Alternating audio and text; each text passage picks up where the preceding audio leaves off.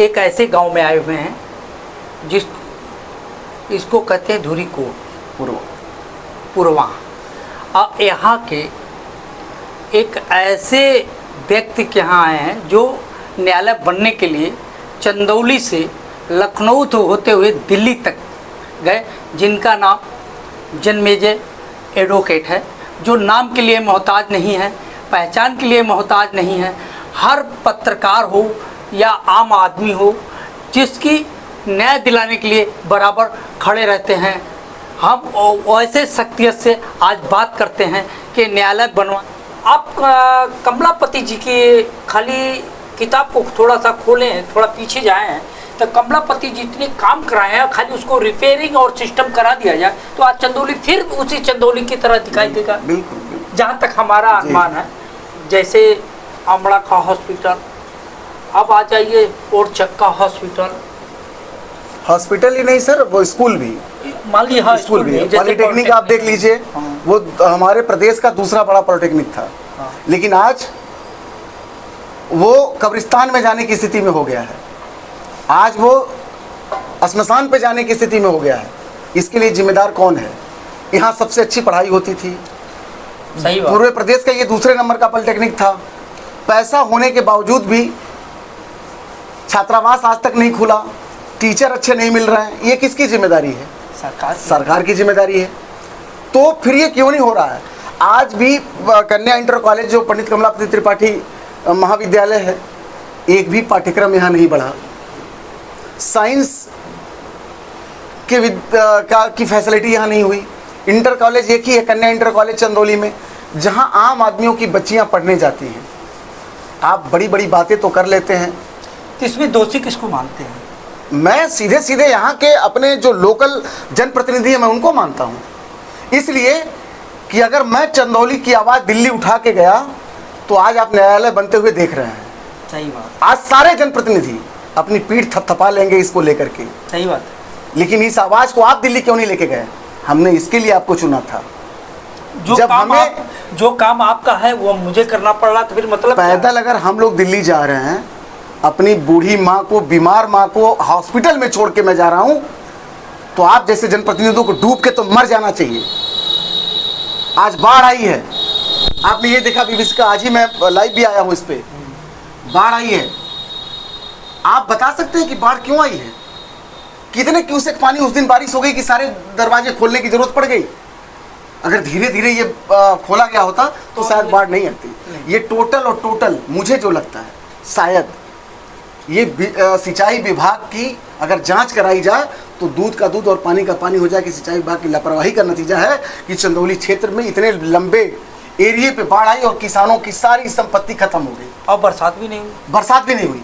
दूसरी चीज, ये हमारे जीवन काल में, मेरी 48 साल उम्र हो गई और इस जीवन काल में मैंने कभी नहीं देखा कि गड़ई नदी में ये बाढ़ आई और इतने दिन तक रही। इसलिए नहीं रही, इसलिए रही कि जो नदियों और नहरों की सफाई की बात कही जाती है वो कागजों में होती है। कभी आप देखिए, आज भी जाके देखिए नदियों की पूरा सर्वे करिए आप, हर जगह बड़े बड़े पेड़ पौधे, झंखाड़। वैसे ही जब सफाई हुई तो वो आए कैसे? बड़े बड़े पेड़ तो आज तो उग नहीं जाएंगे, असंभव की चीज है। तो वो चीज कैसे सफाई होती है पेपरों में? फिर अगर आप देख लीजिए, इतना बड़ा ये घोटाला है कि जितनी सफाई के लिए पैसे आते हैं नहरों के लिए, अगर वो पैसे इकट्ठा कर लिए जाए, जब से नहरों की सफाई हो रही है, जोड़ दिया जाए तो 3 बार नहर पक्कीकरण हो जाए। सही बात। इतना पैसा, ये घोटाला होता है और इन लोगों की वजह से इतने दिन बाढ़ रही। आपको क्या लगता है किसान की क्या परिस्थिति होगी सर? किसानों की जब सारी फसलें और सारी चीज़ें डूब जाएंगी तो उनको चारा की समस्या होगी, उनको खाने पीने की समस्या होगी, उनके घर परिवार होगा, बच्चे बाहर पढ़ते होंगे तो उनको पैसा देने की समस्या होगी। सर आप मुआवजा के नाम पर सर, हम जय जवान जय किसान की बातें तो करते हैं, लेकिन आज के परिवेश में न जय जवान है और न जय किसान है। इसलिए सर कि इन लोगों को मैंने अभी जस्ट कहा भी है कि किसान बीज नहीं बोता है खेतों में, किसान अपने सपने बोता है। सही बात। अपने बेटे की पढ़ाई बोता है, अपनी बिटिया की शादी बोता है, अपने बूढ़े बुजुर्ग की दवाई बोता है, साल भर के खर्चे बोता है, साल भर के सपने बोता है। वो बाढ़ आपकी लापरवाही से जो आई थी, वो बाढ़ उसके सपने बहा के लेके चली गई।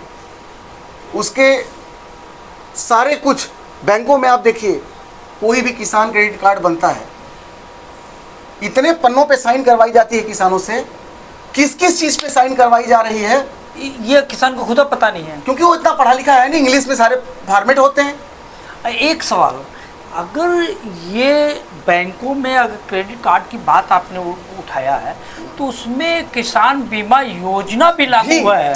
होता नहीं है सर, हाँ। ये जबरदस्ती थोपा जाता है बैंकों द्वारा, लेकिन उसका लाभ नहीं मिल पाता। बता रहा हूँ मैं, उसी पे आ रहा हूँ कि बैंक द्वारा ये अलग से कहा जाता है कि आपको ये बीमा कराना है।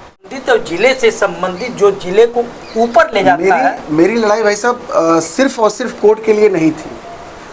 चंदौली जिला एक बददुमा दाग था उत्तर प्रदेश का, इसके साथ इस तरह का खिलवाड़, इस तरह की बेमनस्ता की जा रही थी जी, आज भी वो सही नहीं है। चंदौली में आज हमारे डीएम साहब बैठे हुए हैं। चंदौली जिला 1997 में सृजित हुआ, उसके बाद से लेके आज तक इससे बड़ी दुर्दशा क्या होगी कि चंदौली में किसी भी अधिकारी के पास अपना आवास नहीं है, किसी भी अधिकारी के पास अपना घर नहीं है। इसके साथ जितने ज़िले बने वो सब लोग आज कहाँ से कहाँ पहुँच गए। हमारे बाद जो ज़िले बने वो भी अपने पूर्ण अस्तित्व को पा गए, लेकिन चंदौली आज भी वही का वही खड़ा है। क्यों? और इसके लिए जिम्मेदार कौन है?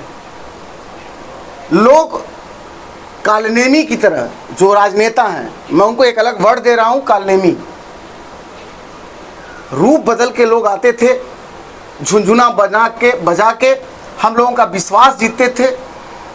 व्यक्ति अपना वोट नहीं देता है सर, विश्वास देता है, उम्मीद देता है कि आपसे ये उम्मीद बांध लेता है कि आप जीतेंगे तो ये करेंगे। 2 बार हम लोगों ने माननीय सांसद जी को भी जिताया, और मैं उस व्यक्ति से क्या मैं बात करूं और उस व्यक्ति से क्या मैं कहूं जिसको मैंने कभी वोट ही नहीं दिया है। मैं उसके लिए जिम्मेदार बनता हूं जिसको मैं वोट देता हूं। तो इनके लिए मुझे ये इन्होंने दिल्ली कई बार बुलाया, सारे पेपर लेके बुलाया। मैं जो भी कहते थे सर मैं जाता था। किसके लिए जाता था? चंदौली के लिए जाता था। मैंने ये कहा कि सर आप हैवी इंडस्ट्री मिनिस्ट्री आपके पास है, अगर थोड़ा सा कुछ चाहेंगे तो हमारे क्षेत्र के बच्चों का, चाहे वो किसी भी बिरादरी के हों, जिस तरह की उनकी शिक्षा होगी, वो एक बड़े मुकाम पे पहुंच जाएंगे। उनको बम्बई और दिल्ली जाके जो है जूते खाने की ज़रूरत नहीं पड़ेगी कि ये भैया है यूपी का है। हमारे बच्चे हमारे घर में रहेंगे, अपने परिवार के साथ, अपने बुजुर्गों के साथ रहेंगे। लेकिन वो लड़ाई हम लोग लड़ते रहे, चलता रहा मामला। अब एक सफलता मिली है, उसके लिए मैं बधाई सबको मैंने दिया ही है, लेकिन आगे भी लड़ाई है। अभी भी आप देखिए, मैं आपके माध्यम से एक सवाल उठाना चाह रहा हूँ और उठाऊंगा, लेकिन उसके लिए भी मुझे दोषी बनाया जाएगा। जैसे आप लोग बता रहे हैं कि हमने उठाया सवाल तो हमको दोषी बना दिया गया, तो ये अभी एक कल्चर चल चुका है। अगर आप कोई सवाल उठाते हैं तो आप देशद्रोही हो जाएंगे। ये मेरी किस्मत थी कि मेरे ऊपर कोई मुकदमा नहीं लग सकता है। अगर मैं माननीय जी लोगों के खिलाफ अगर चलूँ तो मैं एक बड़ा मामला बता देता हूँ। मैं आगे आने वाले समय में एक बहुत बड़ा चैलेंज आपको दे रहा हूँ, इसको ज़रूर दिखा दीजिएगा कि चंदौली में मैं किसी को लूट खसोट करने नहीं दूंगा। और ऐसे कितने जनप्रतिनिधि हैं, इन सारे लोगों की लिस्ट मैं निकलवाऊंगा।